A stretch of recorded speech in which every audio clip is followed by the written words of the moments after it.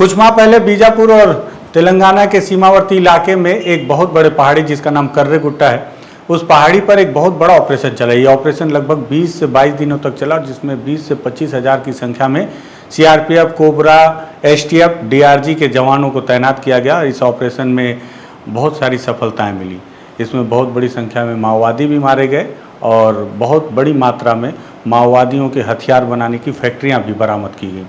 तो उस वक्त वहाँ पे जो सामानों को पहुँचाया गया था, जो लेथ की मशीनें और बहुत सारे सामान, उसे देखकर हर कोई हतप्रभ रह गया था। लेकिन उस ऑपरेशन के बाद इस बात का दावा किया जाने लगा था कि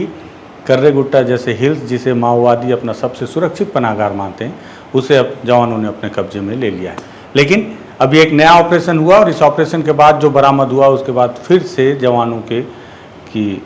इस पूरे ऑपरेशन में जो सामान बरामद हुआ, उसने जवानों को और साथ ही साथ सबको फिर से चौंका दिया। क्या पूरा मामला, उस पर बातचीत करते हैं। नमस्कार, मैं विकास तिवारी हूँ और आप बस्तर टॉकीज देख रहे हैं।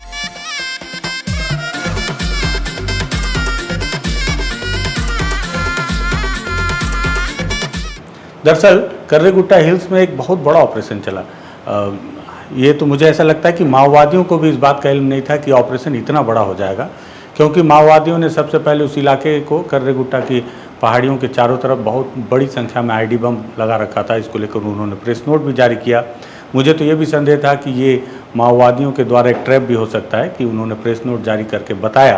कि उस इलाके में बहुत बड़ी संख्या में आईडी बम लगा रखा है, ताकि फोर्स जानबूझकर उस इलाके में जाए। हालांकि माओवादियों को इस बात का इल्म नहीं था कि उन्हें ऐसा लगा हुआ कि फोर्स 1000 या 1200-1500 की संख्या में जाएगी, लेकिन फोर्स भी पूरी तैनाती के साथ, पूरी तैयारी के साथ उस ऑपरेशन पे पहुंची हुई थी और उन्होंने हेलीकॉप्टर की मदद ली और साथ ही साथ उन्होंने 20 से 22 हज़ार, 25 हज़ार की संख्या में वहाँ पे पूरे ऑपरेशन को किया गया। चारों तरफ से उस पहाड़ी को घेरा गया। ये बात अलग है कि जिस स्तर पर सफलता सोची गई थी कि बड़े स्तर के माओवादी, जिसमें दामोदर, हिड़मा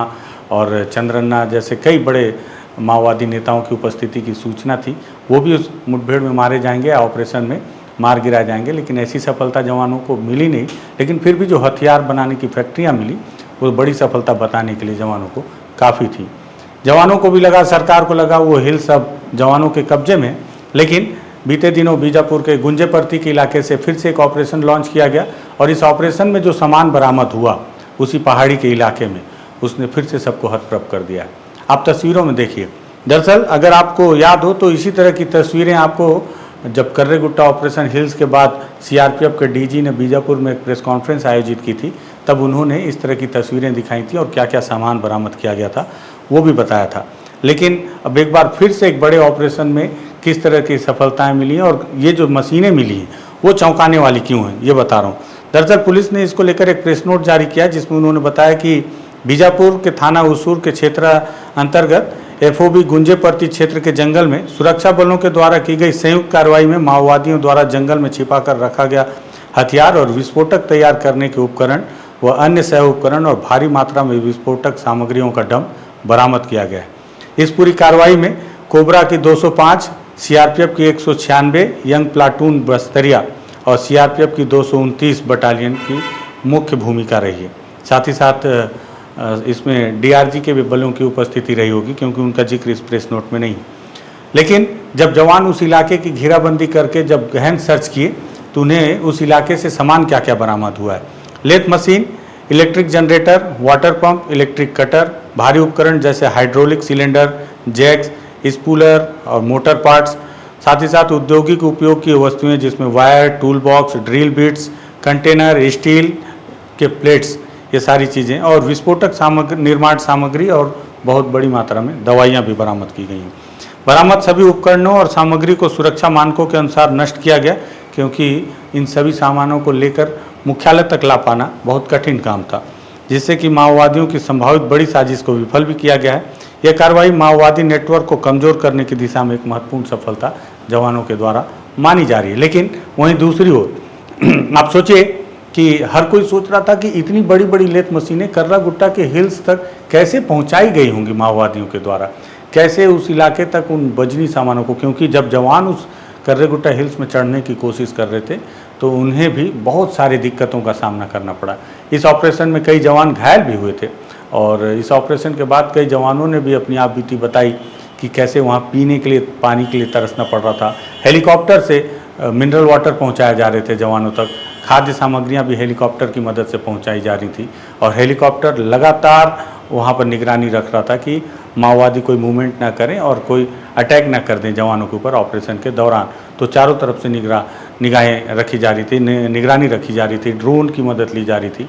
और इतने के बावजूद माओवादियों ने उतने बड़े नुकसान के बाद फिर से देखिए आप लेथ मशीन मजाक नहीं है उन इलाकों में पहुंचाना। कैसे ये लेथ मशीनें रायपुर या हैदराबाद जैसे बड़े शहरों से बीजापुर पहुंच जाती हैं, बीजापुर से कैसे उस गुंजेपर्ती के और कर्रेगुट्टा हिल्स के जंगलों तक पहुंच जाती हैं, ये भी आज एक बड़ा सवाल है। क्या आज जंगलों के अंदर माओवादियों को ख़त्म किया जा रहा है? क्या ऐसा है कि आज भी शहरों में उनका नेटवर्क उसी तरह से काम कर रहा है? क्योंकि बिना शहरी नेटवर्क के ये बात बिल्कुल भी जायज़ नहीं है कि वो माओवादी खुद आकर शॉपिंग करके या खरीदी करके इस सब सामान को अपने जगह तक पहुंचाते होंगे। निश्चित ही तौर पर कोई बड़ा शहरी नेटवर्क है जो अभी भी माओवादियों के लिए काम कर रहा है, लेकिन इस पर पुलिस को आज तक कोई बड़ी सफलता मिलती नहीं दिखी। हाँ, एनआईए की टीम ने ज़रूर बहुत सारे माओवादियों के शहरी अर्बन नक्सली समर्थकों को गिरफ्तार किया है और गिरफ्तार करने के बाद हालांकि एनआईए ने केवल यही जानकारी दी कि फला को गिरफ्तार किया गया, फलाने को गिरफ्तार किया गया और ये माओवादियों के शहरी नेटवर्क के तौर पर काम करते हैं। लेकिन मुझे आज तक किसी ऐसे बड़े माओवादियों के समर्थक या अर्बन नक्सल को गिरफ्तार करने की सूचना नहीं मिली जो इतने बड़े बड़े सामान माओवादियों तक पहुंचाने में मदद करते हैं या बड़े शहरों से खरीद कर उन तक पहुंचाने की कोशिश करते हैं, उसकी पूरी व्यवस्था करते हैं। मुझे बहुत खूब याद है कि एक समय दंतेवाड़ा के ही इलाके में शायद, अगर मैं ठीक हूँ तो, रायपुर के किसी एक बड़े व्यापारी को गिरफ्तार किया गया था कि उसके द्वारा भी इसी तरह की लेथ मशीनें पहुंचाई गई थी और लेथ मशीनों को भी बरामद किया गया था और उस व्यापारी को भी गिरफ्तार किया गया था जो रायपुर में बड़े व्यापारी के तौर पर काम करता था। इसके पहले भी मुझे याद है कि डिलमिली के एक इलाके में, डिलमिली जो कि बस्तर जिले का इलाका है, वहाँ से किसी एक डॉक्टर को गिरफ्तार किया गया था जो कि माओवादियों का एक बड़ा अर्बन समर्थक था और उसके लिए माओवादियों के लिए अर्बन नेटवर्क के तौर पर काम करता था। लेकिन आगे चल के उस डॉक्टर का क्या हुआ, उस व्यापारी के द्वारा और क्या जानकारी दी गई या उस व्यापारी के द्वारा क्या और कोई ऐसी खुलासे किए गए, इस पर कोई जानकारी उसके बाद कोई अपडेट के तौर पर पुलिस ने नहीं दिया। लेकिन आज भी जिस तरह से जंगल के अंदर घुसकर गुंडेकोट के इलाके तक पहुंचकर बसवा राजू तक को मार गिराने में जवानों को सफलता मिल रही है, लेकिन शहर में बैठकर इनके लिए मदद कौन कर रहा है, इस तक फोर्स मुझे लगता है या फोर्स जो इंटेलिजेंस है वो आज तक कोई बड़े लोगों तक नहीं पहुंच पा रही या पहुंच भी पा रही है तो उस पर क्या कार्रवाई हो रही, इस पर कोई खुलासा पुलिस के द्वारा नहीं किया गया। ऐसे कई सवाल हैं जो आज भी जवाब के इंतज़ार में पड़े हैं। जैसे कि मुझे खूब याद है कि दंतेवाड़ा के नकुलनार इलाके में जो श्यामागिरी का जो इलाका है, उस इलाके में किसी समय वहाँ टीआई रहे विवेक शुक्ला जी की हत्या की गई, उनके साथ और भी जवानों की हत्या की गई। बताते हैं कि उसमें भी किसी एक बड़े ठेकेदार की संलिप्तता रही, उसे पूरी जानकारी थी इस पूरे माओवादियों के द्वारा किए जा रहे इस घटना की और आगे चलकर उस पर क्या कार्रवाई हुई, इस पर भी कोई खुलासा आज तक नहीं हुआ।